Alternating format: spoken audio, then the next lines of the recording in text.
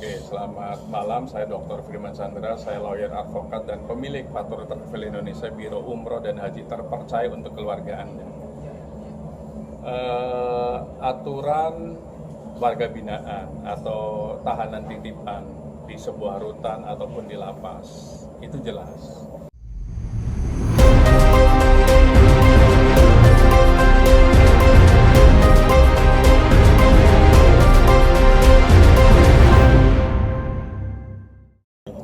Oke, selamat malam. Saya Dr. Firman Chandra, saya lawyer advokat dan pemilik Fatur Travel Indonesia, Biro Umroh dan Haji terpercaya untuk keluarga Anda. Aturan warga binaan atau tahanan titipan di sebuah rutan ataupun di lapas itu jelas.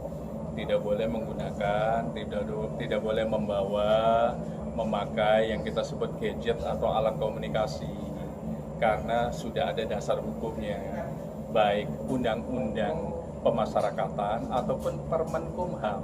Dulu Permenkumham, sekarang mereka kementerian yang terpisah menjadi Kementerian Imigrasi dan Pemasyarakatan.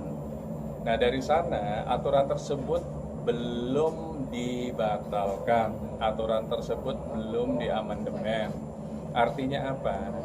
Bahwa warga binaan atau tahanan titipan yang masih ada sidang, berarti kan tahanan titipan nih yang statusnya masih terdakwa, belum terpidana. Kalau sudah jadi terpidana berarti putusan hukum yang inkrah, yang sudah final and binding, itu tetap tidak boleh membawa, tidak boleh menggunakan yang namanya alat komunikasi dari luar.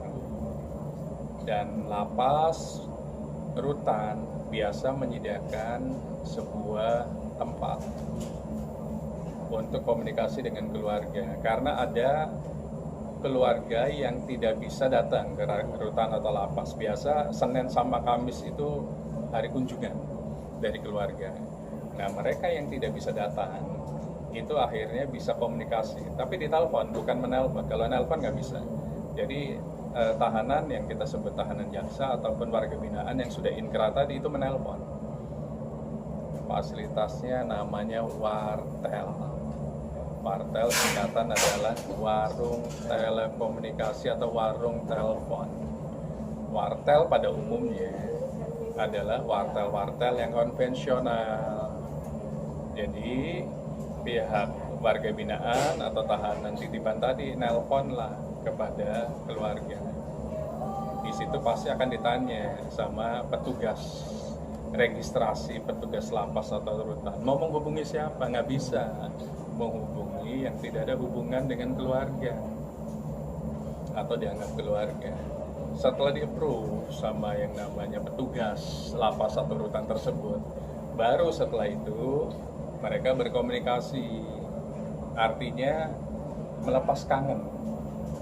Jadi goalnya wartel itu adalah melepas kangen, karena keluarga yang mestinya datang di hari kunjungan Senin dan Kamis itu tidak bisa datang. Akhirnya ditelepon sama warga binaan. Itu sejatinya wartel yang ada di rutan dan ada di lapas di seluruh Indonesia.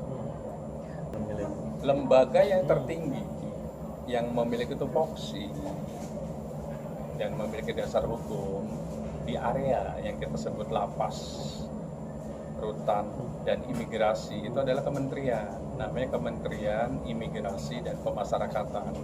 Artinya mereka posisinya lebih tinggi dibanding karutan ataupun kalapas.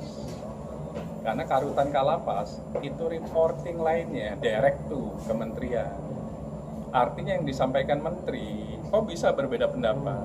Nah, itu berarti hanya mereka yang tahu kenapa bisa berbeda pendapat. Namun sejatinya karutan kalapas harusnya nurut terhadap perintah dari kementerian, karena dia bosnya kementerian ini. Menteri ini bosnya, termasuk Wamen juga bosnya. Jadi sejatinya apa yang disampaikan menteri mestinya diamini. Namun kalau polemik ini atau pendapat ini berbeda, menteri ngomong A, kalapas atau karutan ngomong B, silakan dibetulkan lagi tata cara organisasi tata laksana organisasi di Kementerian Imigrasi dan Pemasyarakatan. Karena apa? Jelas ada payung hukum, tidak boleh membawa HP itu atau menggunakan HP atau apapun. Namun mereka lah yang tahu apakah menggunakan HP atau wartel atau apa. Mereka yang tahu, karena fasilitas lapas itu pasti diketahui, lapas seluruh Indonesia ya, atau rutan seluruh Indonesia pasti diketahui oleh kementerian, karena kementerian itulah yang membidangi lapas dan rutan di seluruh Indonesia. Kalapas dan karutan harusnya respect, harusnya betul-betul hormat gitu loh kepada menterinya. Tapi kalau ada beda pendapat, ya kita sebagai praktisi hukum nggak ngerti kenapa bisa ada perbedaan pendapat, kenapa nggak ngomong internal mereka dulu, bikin rapat internal lah gitu loh, supaya pada saat public speaking di media itu satu suara. Tinggal setelah itu dibenahi, karena tidak ada yang sempurna dalam sebuah organisasi. Organisasi tata laksana itu nggak ada yang sempurna, makanya harus disempurnakan.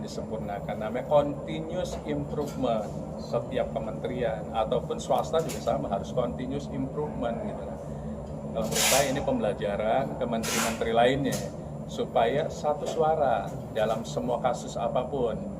Apalagi ini kasus masalah hukum, harusnya satu suara. Jangan sampai membuat pendapat netizen terbelah.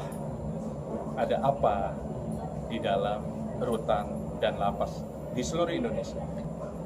Nah, tinggal harusnya humas atau public speaking yang memiliki tugas di rutan dan lapas rapat intensif lah dengan kementerian.